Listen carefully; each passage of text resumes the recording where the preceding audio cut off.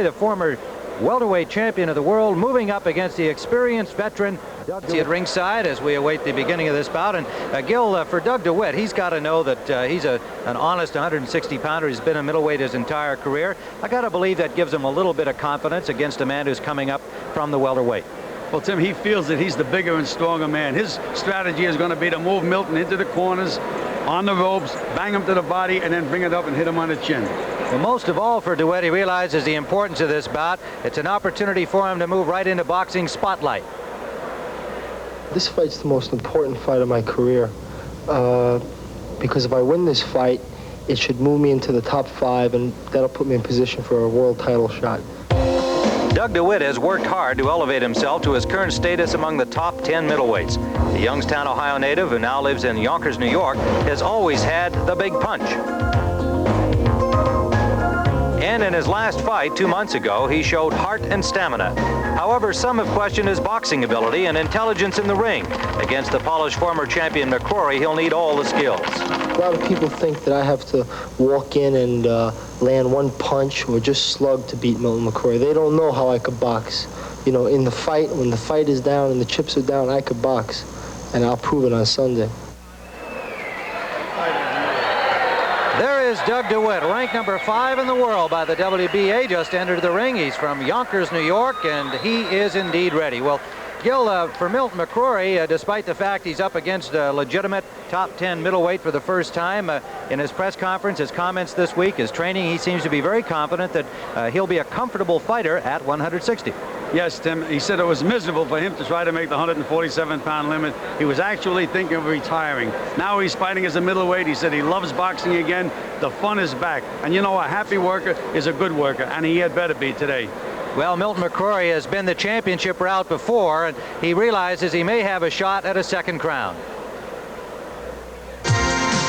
When Sugar Ray Leonard chose to retire because of an eye injury, his undisputed world welterweight championship was up for grabs.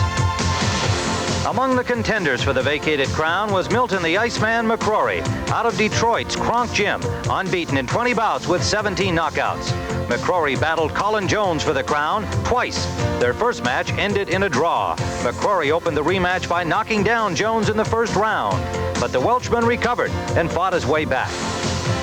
Once again, he and McCrory went the distance. 2 fights, 24 rounds. Finally, the Iceman emerged as welterweight champion. Winning the world championship was my goal. You know, I did it once in the amateur, and then I did it in professional, you know.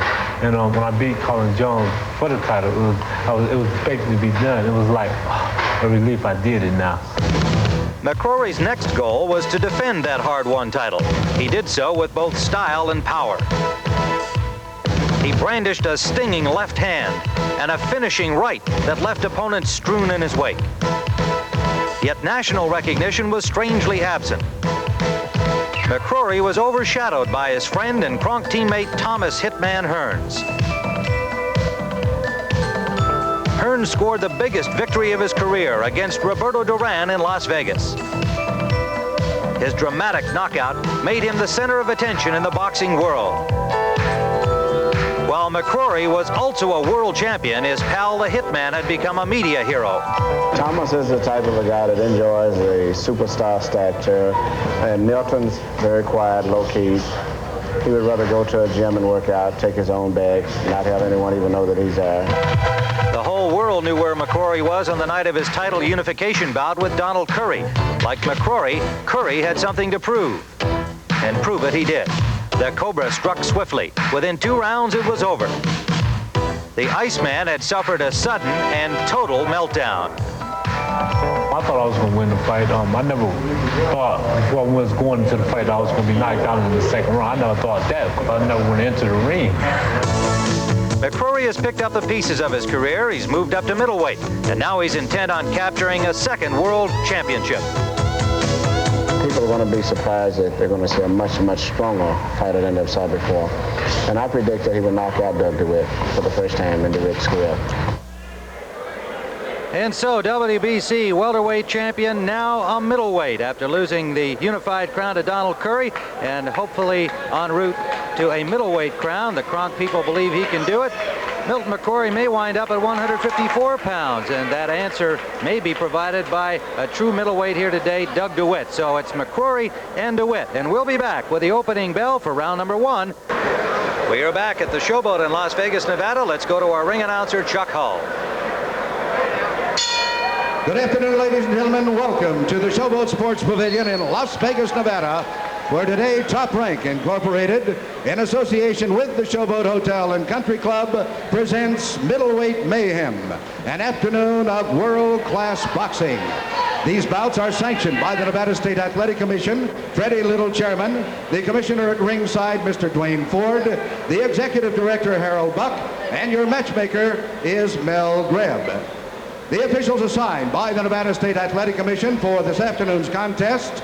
The judges are Bill Graham, Jerry Roth, and Patricia Jarman. The timekeeper is Jane Broadfoot. Counting at the knockdowns, Al Bisick. The attending physician at ringside, Dr. Donald Romeo. And your referee is James Molinell. This is the main event of the afternoon. 10 rounds of boxing in the middleweight division. Introducing in the red corner, fighting out of Yonkers, New York, weighing in at an even 160 pounds, with a professional record of 26 wins, 2 defeats, 3 draws, and 16 KOs. He's rated number 5 by the WBA. Ladies and gentlemen, here is Doug Dewitt.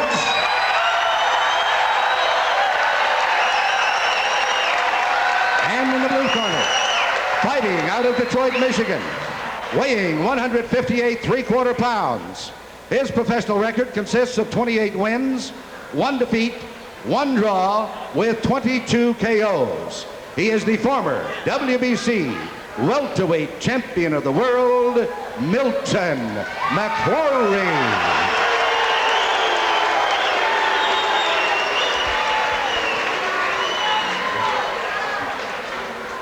In the dressing room, I expect a good, clean contest. I want you to listen to my commands. I want you to protect yourself at all times. Shake hands and some good clean down. Good luck to both of you. So Chuck Hull with the final instructions, the introductions rather, and the referee with the final instructions, James Molinell from Las Vegas. The judges, Bill Graham, Jerry Roth, and Pat Jarman. There's the tail of the tape with McCrory coming in at 158 3/4, Dewitt right at the 160 limit. And the height advantage, of course, to Milton McCrory, like his teammate in the Kronk stable, Thomas Hearns, who is here at ringside.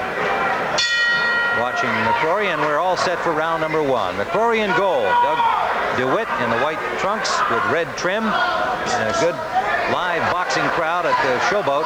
Las Vegas is real serious boxing fans, recognizing this as a most interesting bout. Hard to pick a winner. Everybody wanting to see what McCrory can do at this weight, and everybody trying to find out more about Doug Dewitt, who's had kind of an in-and-out performance record over the past 2 or 3 years. But as Joe Clancy and I saw in the gym over these past few days, he is physically and mentally ready for this one.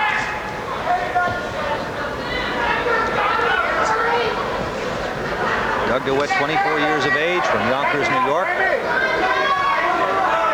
He's trained with Marvin Hagler and Wilfred Benitez, and been in with the likes of Don Lee, Mike Tinley, Teddy Mann. Tim, Doug Dewitt has a good snapping jab, and he's safe when he doubles it up. But when he throws one jab, he has a tendency to drop it, so he can look for Milton to try to hit him on the chin with the right hand over the jab. There he dropped that left hand again. That's very, very dangerous. Well, we know McCrory can throw that right hand. That's his best punch. Well, again, Tim, let's see what happens when he hits a full-fledged middleweight on the chin with the right hand. Dewitt has said he's not concerned about McCrory's power. He's been hit by middleweights plenty and thinks he has a good chin. He's never been stopped in his career. McCrory just tried to drop that right hand in there, Tim, over the jab. Halfway through round number 1.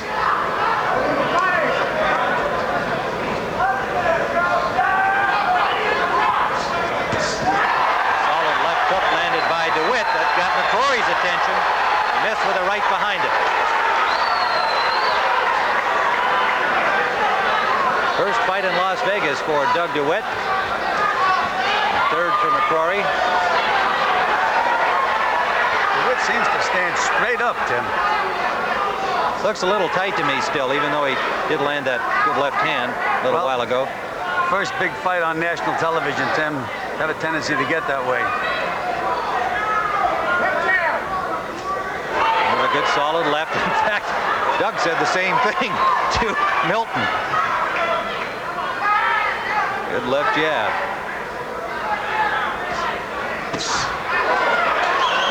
Under the 30-second mark we go. Now that last left hook to the body you saw is what Dewitt is known for. McCrory's recognized by his overhand right. That left to the body is Dewitt's power punch. And it's a beauty. That right hand of McCrory's just missed. Final seconds of round number 1.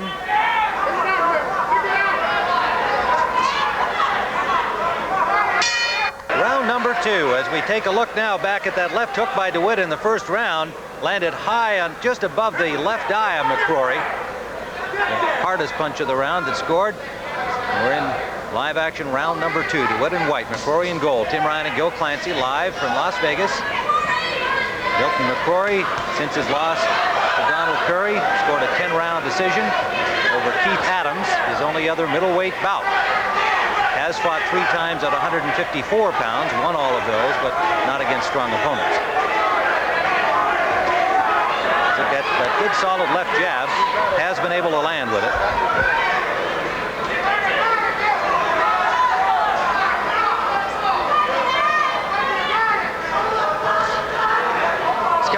Dewitt has a good stiff punishing jab. When it lands, it really can snap your head back. Left hook landed by Dewitt, although Milton McCrory pulled away from it just at the last second, reducing some of the impact. McCrory doing the stalking here in round 2. Both fighters threw good body punches in that exchange, Tim.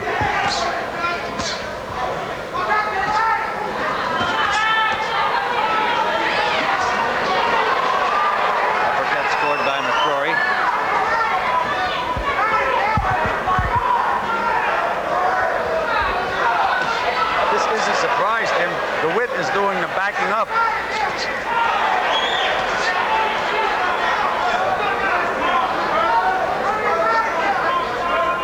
Well, at the press conference, and it was a tough press conference, he said he dared McCrory to walk into him. And so far, McCrory's doing the walking in, and Dewitt is doing the backing up. There he's backing into the ropes again.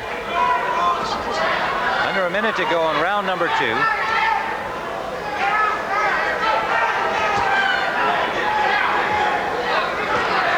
Definitely looking to counterpunch in this round and perhaps just trying to see what McCrory's got to offer. I don't like fighters, Tim, that just walk around the ring the way Dewitt is doing now. You can't set quickly enough. I think you should put it into a different gear. Can't win the round either. That's right. Under the 30-second mark we go in round 2. Right hand by McCrory.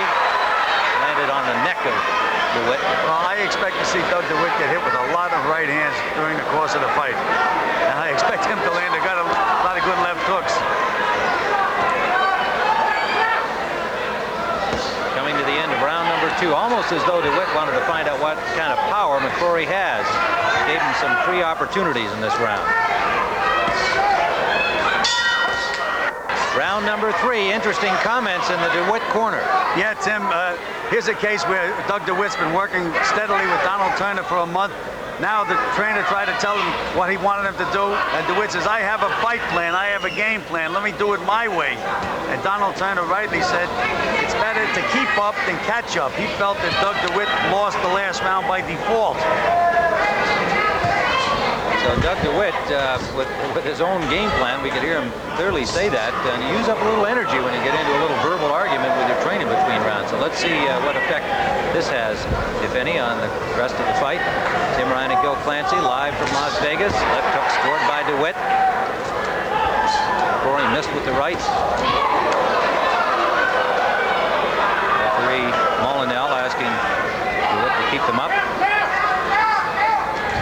Oh, big right hand by McCrory. Solid right. That's the punch that Dewitt is vulnerable for, Tim, that right hand over the low left hand.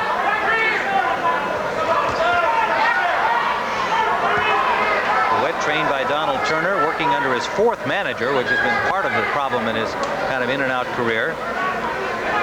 Manager now Phil Volper. His brother Gordon working in the corner with him, along with Paul Privatera. Brother Gordon just turned pro. Boxer. A warning to Dewitt for pushing McCrory into the ropes.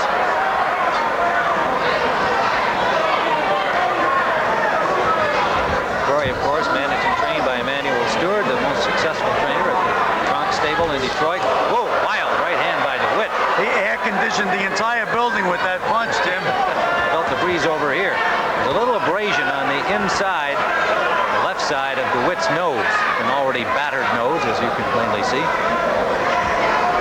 Under a minute to go in round number 3, scheduled for 10. Tim, I'd like to get inside DeWitt's head and see what his game plan is.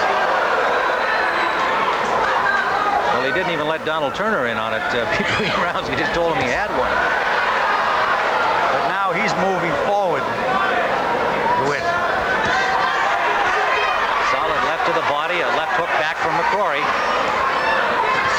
Another short chopping left by DeWitt. McCrory staying there with him. To the 30-second mark we go. Round 3. Well, this is the kind of fight that I expected DeWitt to fight.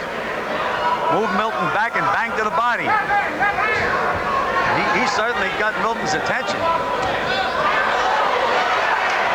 McCrory scoring from outside. DeWitt just drops his hands, invites him to come in. Final seconds of round 3.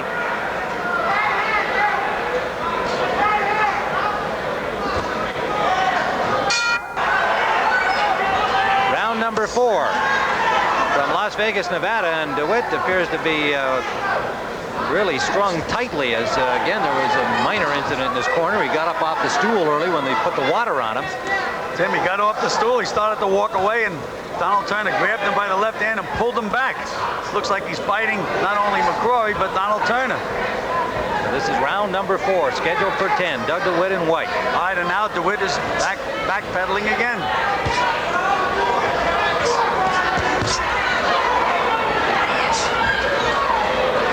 Things he seemed to want to prove was that he could box and move in addition to being a slugger.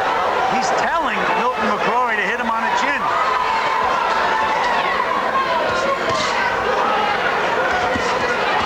And Milton obliged, hit him right on the chin with the right hand. And a left uppercut.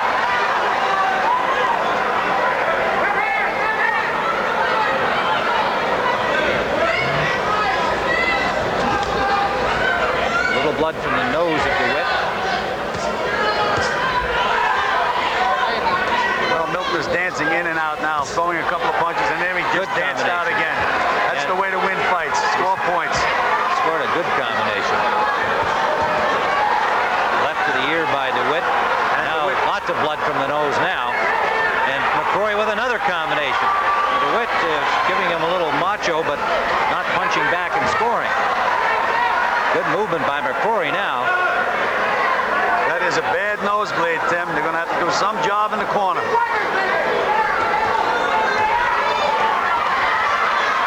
That's the way DeWitt should fight. He should keep moving those hands. Instead of standing out there posing, acting, talking to the other fighter.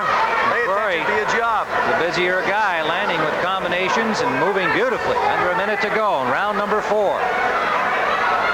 Former welterweight champion, now up at 160 pounds, and blood gushing from the nose of DeWitt.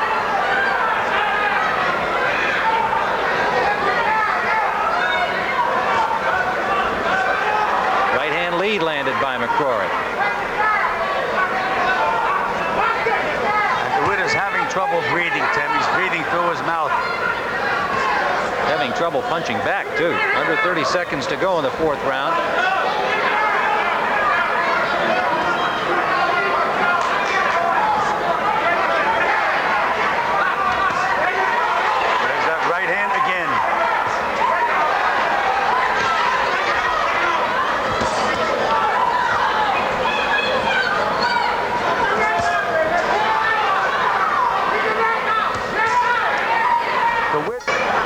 Number 5, and the blood still coming from the nose of Doug DeWitt. So in Gil Clancy's opinion, and it would be obvious to anybody watching, they didn't do too good a job of getting that blood stopped.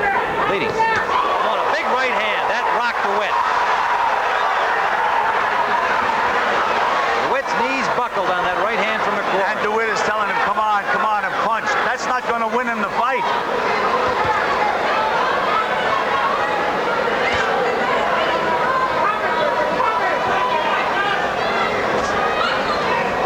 McCrory assuming some command in round number 4 and trying to keep that here in the 5th round. DeWitt's got to do something to turn it around. Now he digs to the body. And McCrory pointing out the low blow, but lots of blood from the nose of DeWitt again.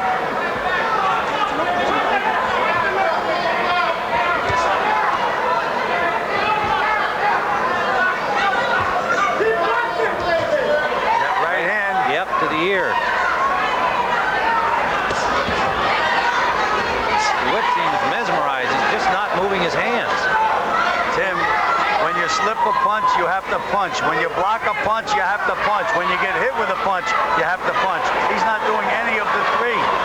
That's how you stop the other guy from punching. He just tried while you were telling us that, and he missed every punch in a 4-punch combination. But there was no counter, Tim. He was leading. You can nail a guy when you counter. You slip a punch, that's the time to nail a guy. McCrory fighting with more confidence as each few seconds goes by. That 4th round with a beautiful movement and combination throwing, and he's staying with it.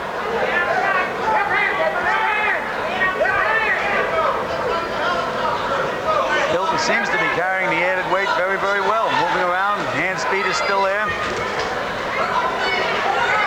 28, 1-1, 30 fights for Milton McCrory, 31 for Doug DeWitt. DeWitt, the veteran middleweight, all of his campaigning at 160 pounds, and McCrory in just his 2nd bout at this weight.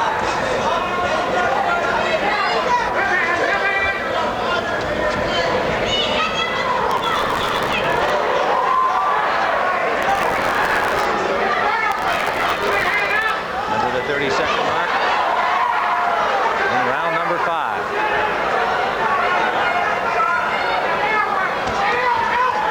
You have to watch Milton McCrory's feet to appreciate what he's doing. He's up to the mark, away from the mark, landing the punches, bouncing back out of range, doing a beautiful job.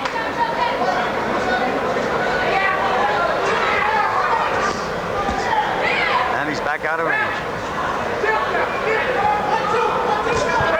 Corner of Doug DeWitt with Donald Turner saying, you bang this guy to the body and stay busy.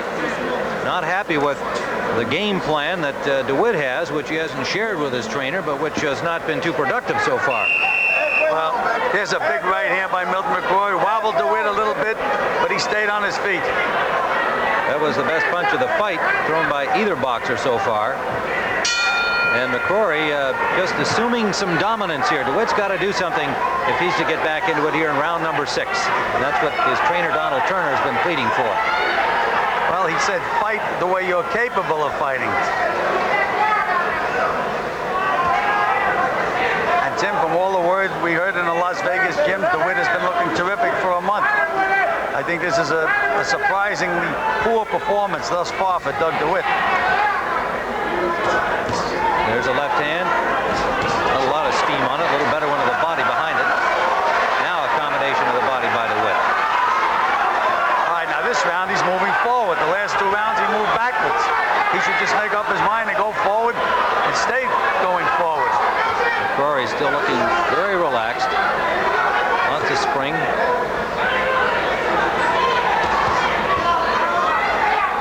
Experience of the championship bouts standing him in good stead. He's fought in title bouts 7 times. There's a left hand by DeWitt. That rocked McCrory. Caught him backing up, so it appeared more damaging than it was, but it did hurt him.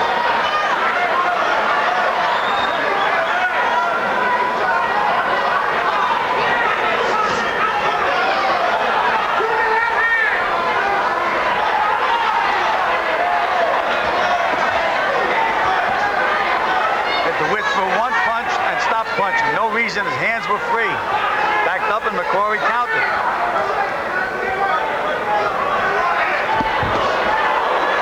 Two wild misses by DeWitt. But McCrory unable to take advantage with scoring blows. There's a short right by DeWitt. That landed. He hurt McCrory with that punch, Tim. You see McCrory holding on. That's the experience of a veteran. He got hurt. But DeWitt appears to be looking for the home run ball. He may think that that's all he needs as a natural middleweight, but I don't think that's going to get it done for him. And McCrory continuing to move well, making himself a difficult target. Now we have DeWitt boxing moving backwards. He has to put the pressure on Milton.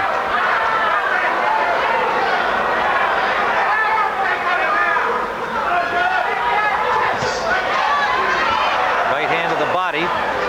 Missed on the left hook behind it, under the 30-second mark in round 6. Left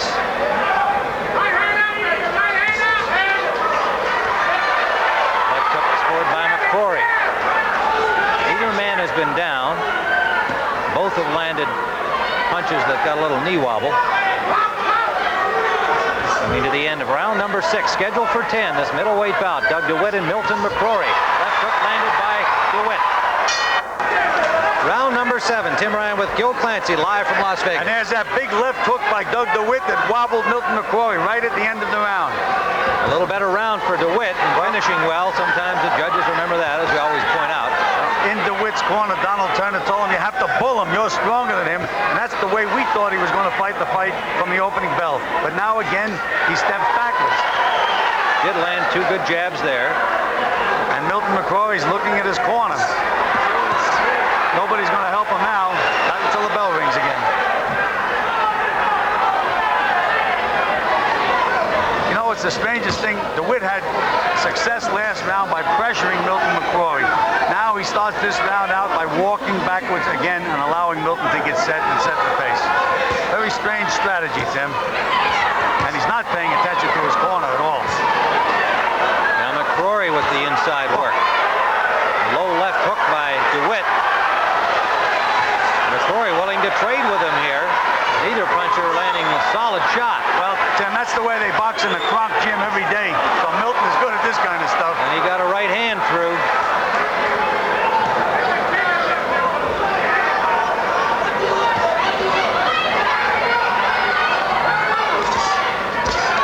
Another low blow by Doug DeWitt. McCrory busier in this exchange. Now there's DeWitt inside. Well, this is the only way that DeWitt can win the fight. But he has to move his hands. Milton is doing all the work and all the scoring. And all the missing. Certainly showing that he's willing, though, to stand there and go toe-to-toe. So DeWitt has not been able to intimidate him with the middleweight experience. Under a minute to go. Short punches by McCrory. DeWitt landing as well. Left hook by McCrory inside. And Tim, it's come down to it's McCrory's right hand to the chin and DeWitt's left hook to the body. Some blood from the nose of Milton McCrory now, as DeWitt in this infighting has managed to do some damage. Under the 30-second mark we go. It's very another low blow by Doug DeWitt. That'll get a warning from the referee, James Molyneux.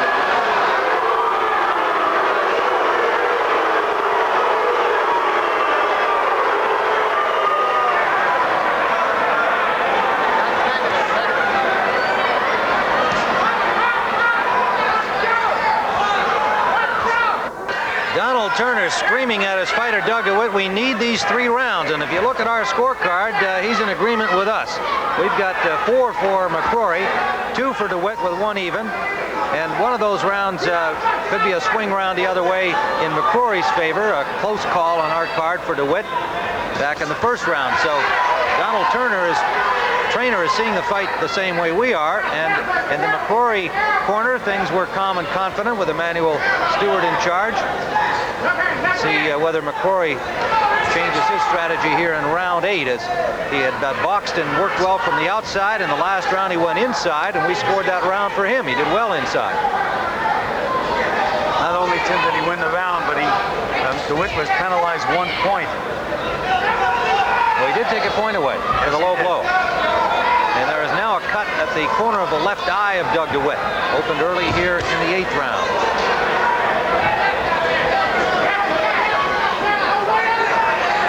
Tim, as you say, it looks like Doug Dewitt is looking to land the big home run balls. And at this point in the fight, it almost looks like he has to win the fight. Well, either way, if he won all the remaining 3 rounds, perhaps he could win a decision, but he's not fighting that way. These are not the way to pile up points.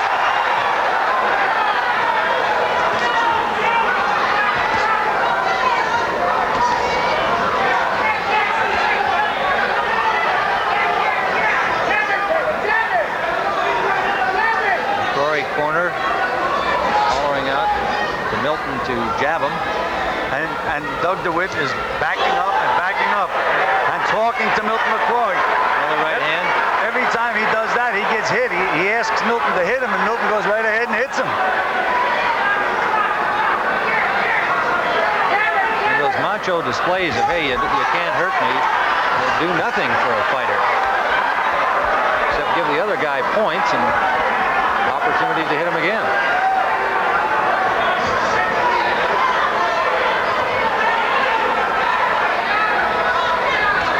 Good jabbing by McCrory now. Back to the combinations. Dewitt is fighting with his hands at his sides.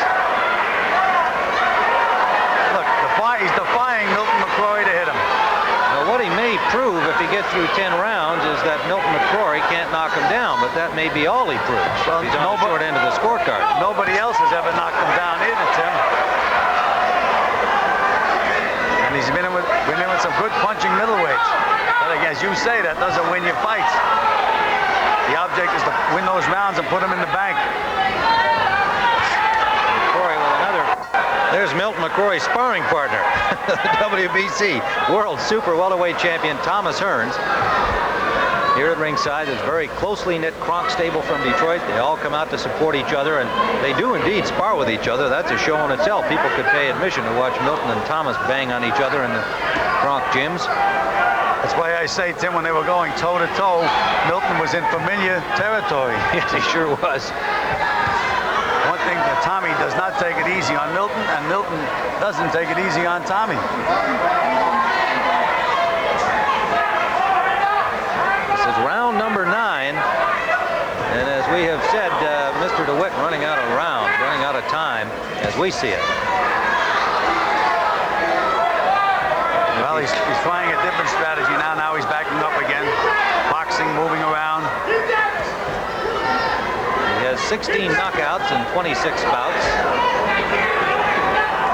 Tim, he's capable of scoring a knockout at any time in the fight. If he hits you properly with that left hook, you can go. Well, maybe the fading hope for him. The knockout, at least as we see it on our scorecards. Judges are Bill Graham, Jerry Roth, and Patricia Jarman, all from Las Vegas, on the 10-point system.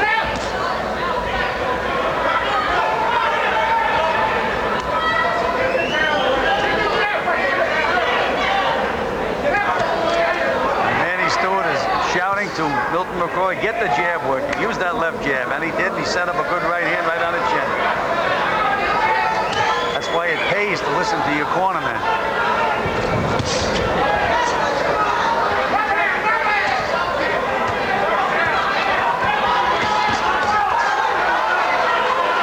Just fighting in spurts, seems to still have a lot of snap, but just not staying busy. Now McCrory making it more difficult for him to stay busy with good movement. I don't know whether Milton needed a confidence builder fighting an experienced middleweight ranked 5th in the world, but he's got to feel real good about his performance at this point. Yes, he does, Tim. He's taken some good shots, proved he can take a punch, and he's hurt Doug Dewitt a few times. Just about as often as I've ever seen Doug Dewitt get hurt. He's been in with some good bangers. There's the 30-second mark at round number 9. A little blood from the nose of McCrory again. A thumb that time. Doug Dewitt was thumbed in the eye.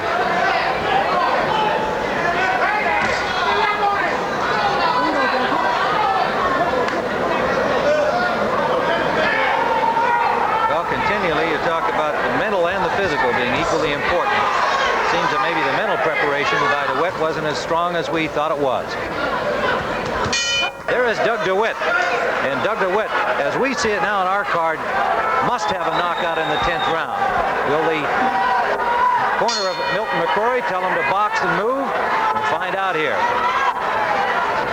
I know if I was in Milton McCrory's corner, that's what I'd tell him to do. Move around, box, kill the clock. You got the fight won. And don't relax whatever you do. Impressive performance by McCrory to this moment in the fight. Disappointing show by Dewitt. Contrarily, there was a lot of mystery involved in this fight. That was the charm of the matchup as to what Dewitt would do against the experienced and taller Milton McCrory, what McCrory would do against the experienced middleweight, a guy who had been a 160-pounder who can hurt you, banging to the body, pressuring. So far, for Milton McCrory, it's been a pretty easy afternoon.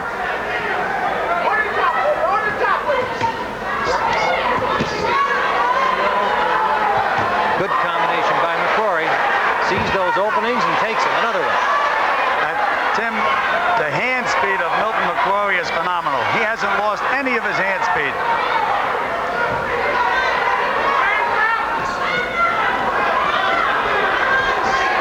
Dewitt muscling him into the corner the first time that he's actually been able to do that. Well, this is the way we thought he would fight the fight from the opening bell, and that was the indication he gave at the press conference, but something happened between press conference time and bell time.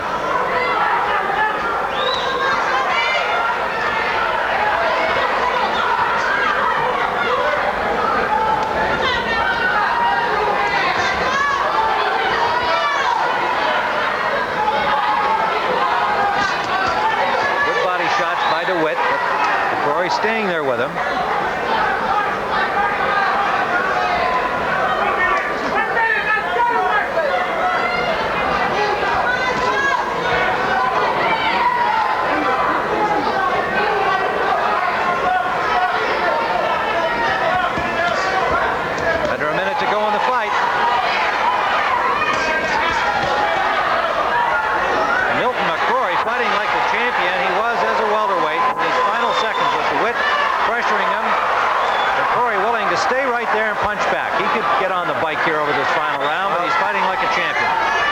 Certainly has let Doug Dewitt know who the boss is in this fight, in this last round. Beautiful punches by McCrory. Under 30 seconds we go. Look at McCrory staying busy and throwing punches and bunches here. Not giving Dewitt a chance at the knockout blow.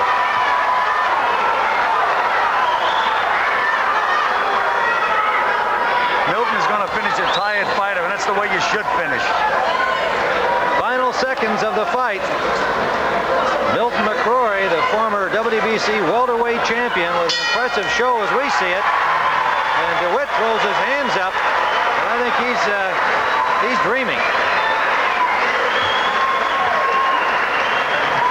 Milton McCrory and Doug Dewitt, and the crowd here at the Showboat, a full house, wondering what they would see here today with the welterweight moving up to middleweight and the solid established middleweight. Well, the fight did not go, I don't think, the way anybody here as a fight fan expected. So we'll have the official decision from Las Vegas when we return on CBS Sports Sunday in just a moment. Stay with us. We are back at the Showboat. Let's get the decision from Chuck Hull. Ladies and gentlemen, here is the decision of the judges. We have a unanimous decision.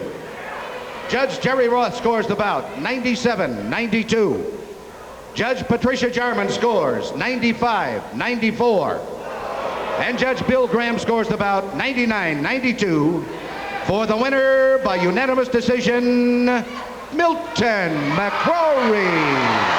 Milton McCrory by unanimous decision, which comes as no surprise to Bill Clancy and I, as you could tell in our reporting of the bout. And for Milton McCrory, got to be a tremendous boost in his confidence as thinking about what may happen now in the middleweight ranks. Milton, can we get you over here? And Emmanuel also. Yeah, look on the other side there, Manny, so I can, there we go. Thank you. Because I do want to ask about where Milton goes from here. Milton, let's talk first about your success in this bout, because you had You had an impressive performance against a guy who's been a natural 160-pounder, but you seem to be confident about your ability to take him on. Oh yeah. I thought, I was, Dewitt was a little stronger. I felt that I'm stronger fight moving up in weight. Maturing in December with Donald Curry was only a mismatch because of the weight thing. Me coming down to 147 pounds was a big problem, but me not fighting the middleweight or junior middleweight shows the strength Milton McCrory still have. Doug Dewitt's a pretty good hitter. He did bang you around a few times. What were your impressions about being hit by a solid middleweight? It was only thing he ever I really felt was the body shot he hit me with. It felt like a light heavyweight body shot, but he never hurt me to the head. But I felt the strength inside. I thought he was stronger, but later on I had to take it to him. Emmanuel Stewart, the question now I suppose is he going to stay as a middleweight, or do you see him at 154? No, he's still a junior middleweight at this stage. We took this fight because it was the only thing that was available. And with his height, I feel he can go either way, but he is still a junior middleweight. The next fight, we would like to fight maybe a John Mugabe, either possibly Ray Leonard, if Ray wants to have a fight before he fights Hagler. And other than that, we've been promised possibly a fight with Robbie Sims for the USBA middleweight. But right now, he can go either way, but he really is a junior middleweight. All right. Doug Dewitt, could we ask you here, if you wouldn't mind stepping in, we're just going to see some of the action here, but what was your game plan that you told your trainer you had, and he didn't seem to know about? Well, I figured Milton thought I was going to come out and take it right to him because, he was coming down a weight. But I thought, he surprised me. I thought I was going to be faster than him because I'm pretty fast, but he was fast and he was too much from the outside. My game plan was to try to box a little the first 2 rounds and then take it to him. But he boxed me good from the outside. And how do you think he'll do? I pay a toll getting on the inside. I think he'll do good. I think he's a good fighter. He can hang with any middleweight. I just was lazy.